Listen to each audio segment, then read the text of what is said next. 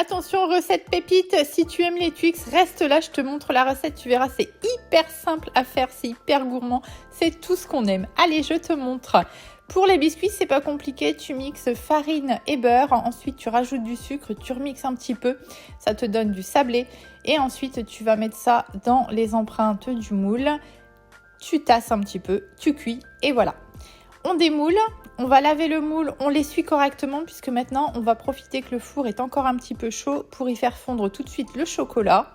Donc tout simplement, tu vas prendre des pistoles de chocolat ou le chocolat que tu as et tu vas en répartir dans les empreintes du moule. Ça, c'est une super astuce pour faire fondre rapidement votre chocolat. Le four est encore un petit peu chaud, donc on va tout de suite mettre le moule dedans. Et en quelques minutes, eh bien, mon chocolat sera tout simplement fondu.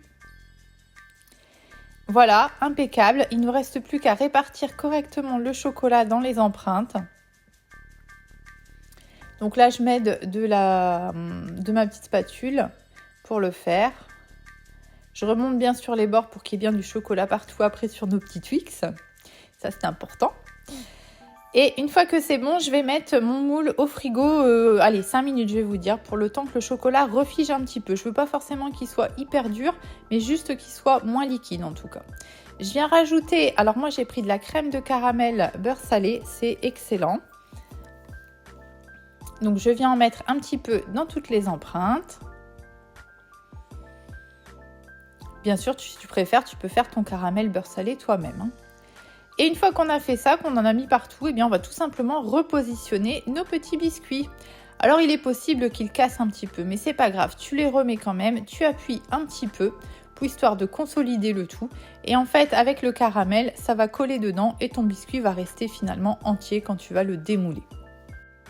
Voilà, donc tu fais toutes tes petites empreintes. Et ensuite, tu vas mettre ça, allez, je vais dire une petite demi-heure au congélateur pour que ce soit bien dur. Et ensuite, tu vas pouvoir les démouler.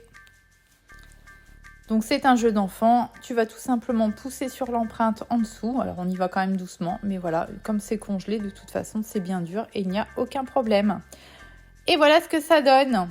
Il n'y a plus qu'à te régaler. Je t'assure que c'est une excellente recette. Je te la partage sur mon blog comme je te l'ai promis.